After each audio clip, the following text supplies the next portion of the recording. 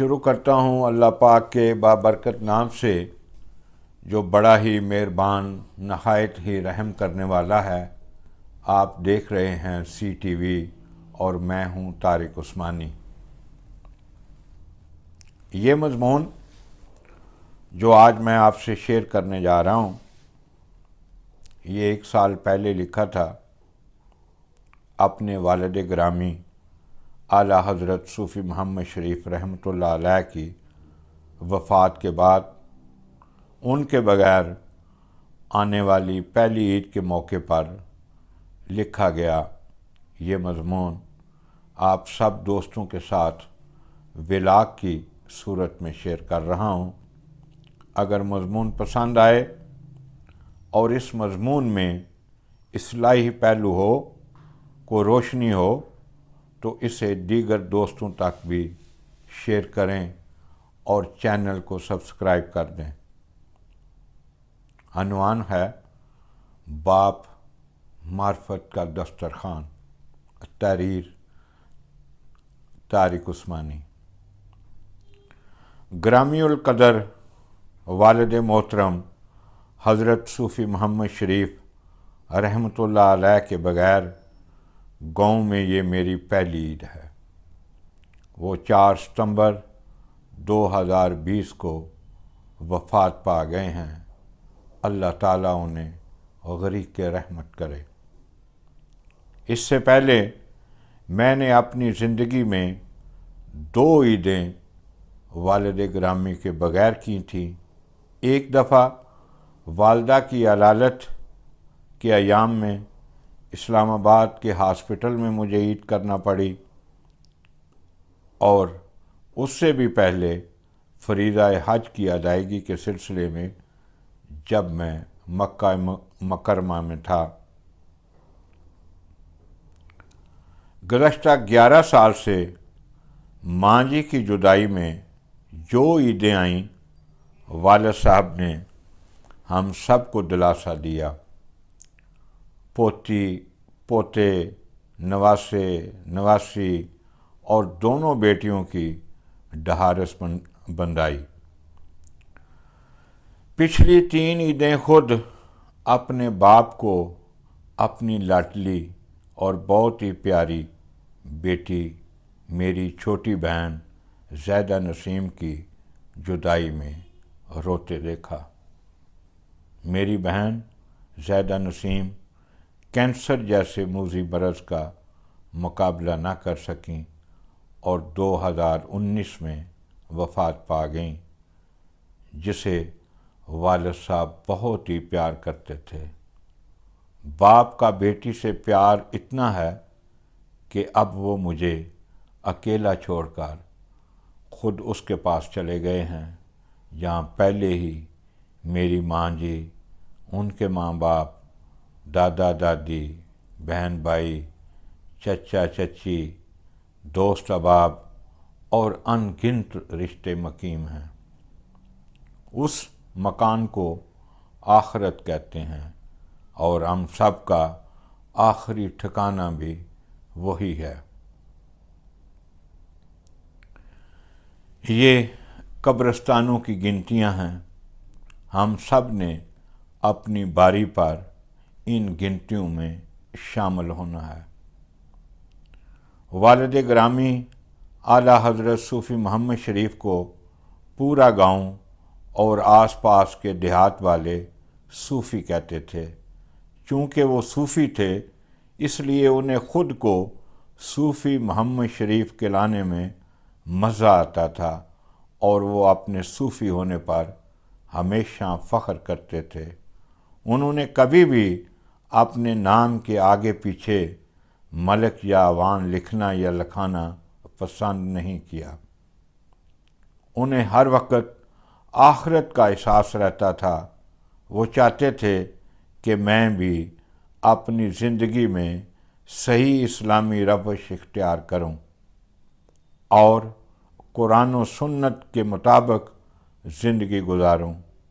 افسوس ان کی اس خواہش کو میں پورا نہیں کر سکا، جس کا باقی ماندہ زندگی میں مجھے شرمندگی اور افسوس رہے گا۔ وہ مجھے بتاتے تھے کہ قرآن پاک میں مومن کی مثال درخت سے دی گئی ہے۔ یہ یقیناً معرفت کی بات تھی اور میں معرفت کے دسترخوان کے ذائقے سے مکمل طور پہ خالی تھا۔ میرا ناقص عقل یہ سمجھنے سے قاصر تھا کہ انسان درخت کی مثال کیسے ہو سکتا ہے۔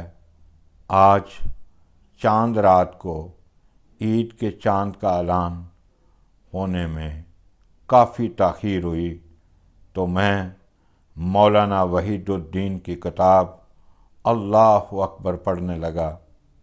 بزرگ مسلم سکالر مولانا وحید الدین خان کا مضمون مومن کی زندگی میں درخت کی مثال پڑھ کر میرے رونگٹے کھڑے ہو گئے۔ احساس ندامت سے کپ کپی مجھ میں طاری ہو گئی اور اپنے آپ میں شرمندہ یہ سوچنے لگا کہ جو بات میرے والد گرامی حضرت صوفی محمد شریف مجھے سالوں سمجھاتے رہے، اسے سمجھنے میں اتنی دیر کیوں کر دی۔ آج جب کچھ سمجھ آئی ہے تو میں اپنے جلیل القدر باپ کو کھو چکا ہوں۔ آپ سے درخت کی مثال اس لیے شیئر کر رہا ہوں جو بات مجھے بہت دیر بعد سمجھ آئی، یا جسے سمجھنے میں نے اتنی دیر کر دی۔ آپ میں سے کوئی تو اپنے ماں باپ کی حیاتی میں سمجھ کر انہیں راحت دے سکے۔ مولانا لکھتے ہیں، درخت خدا کی ایک انڈسٹری ہے۔ درخت کا آغاز ایک چھوٹے سے بیج سے ہوتا ہے۔ بیج کے اندر وہ تمام امکانات نہایت کاریگری کے ساتھ سموئے ہوتے ہیں کہ جب بھی اس کو موافق حالات ملیں وہ ایک درخت کی صورت میں اپنے آپ کو ظاہر کرنا شروع کر دے۔ بیج کے بونے کی جگہ مٹی ہے۔ آپ بیج کو پتھر میں ڈال کر اس سے متوقع نتائج حاصل نہیں کر سکتے۔ بیج کو جب مٹی میں ڈالا جاتا ہے تو اچانک وہ پوری کائنات سے اس طرح جڑ جاتا ہے جیسے کہ ساری کائنات صرف اسی کی پرورش کے لیے بنائی گئی ہو۔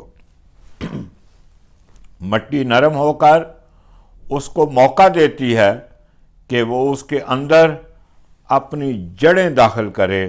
بیکٹیریا کروڑوں کی تعداد میں اس کی جڑوں میں جمع ہوتے ہیں تاکہ فضا سے نائٹروجن الگ کر کے نو مولود پودے کو اس کی خوراک فراہم کریں۔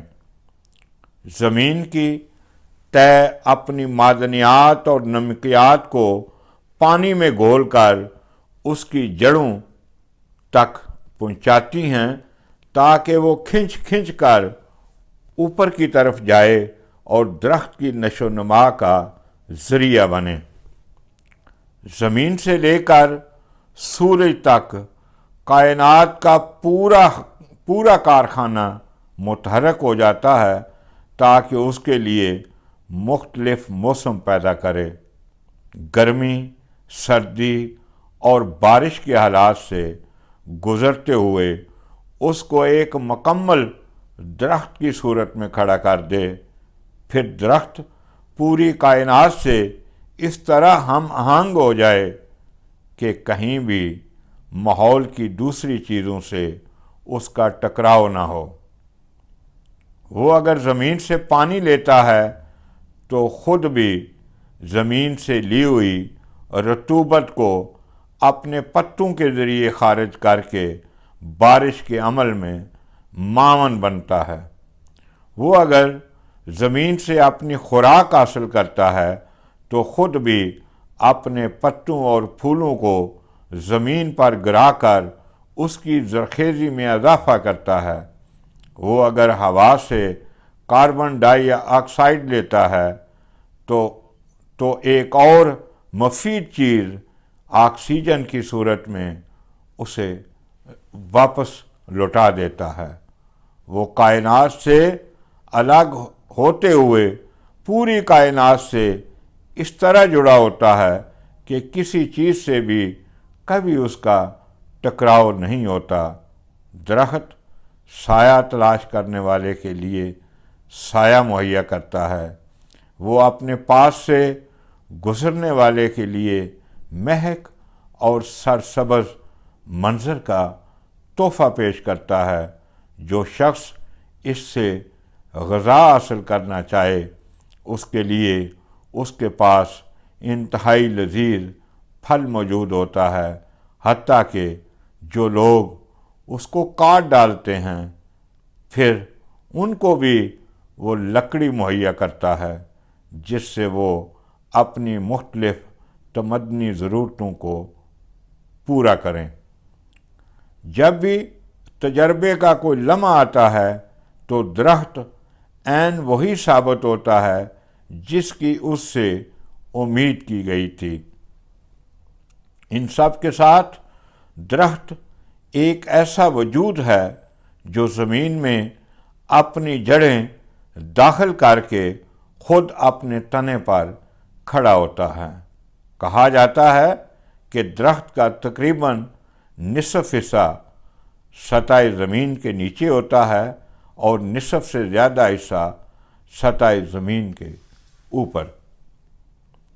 وہ زمین کی تہوں میں اس طرح گزرا ہوا ہوتا ہے کہ کوئی اس کو اکھاڑ نہ سکے، اور فضا میں اس طرح بلند ہوتا ہے کہ کائنات کی تمام چیزوں سے بے روک ٹوک اپنا رزق حاصل کرے۔ قرآن پاک میں مومن کی مثال درخت سے دی گئی ہے۔ اس سے معلوم ہوتا ہے کہ مومن کو کن صفات کا حامل ہونا چاہیے۔ مومن وہ ہے جس کے اندر وہی صفتیں انسانی سطح پر موجود ہوں جو درخت کے اندر مادی سطح پر پائی جا رہی ہیں۔ مومن کو وہی کام شعور کے تحت کرنا ہے جس کو درخت قانون قدرت کے تحت انجام دے رہا ہے۔ مومن کو خود اپنے ارادے سے اسی سرسبز دنیا کی تخلیق کرنی ہے جس کو درخت نظام قدرت کی پابندی میں وجود میں آتا ہے۔ عام درخت مٹی کے اندر سے نکلتا ہے، مومن کا درخت روحانیت کی ربانی زمین پر اگتا ہے۔ ایک دنیا کے مادی اجزاء سے بنتا ہے اور دوسرا عالم آخرت کے جنتی اجزاء سے۔ عام درخت مادی دنیا کا درخت ہے تو مومن انسانی دنیا کا درخت ایک نمونہ پذیر وجود ہے۔ اسی طرح مومن بھی ایک نمونہ پذیر وجود ہے۔ مومن وہ انسان ہے جو ربانی فکر کی بنا پر اس قابل ہو جاتا ہے کہ پوری کائنات اس کے لیے معرفت کا دسترخوان بن جاتی ہے۔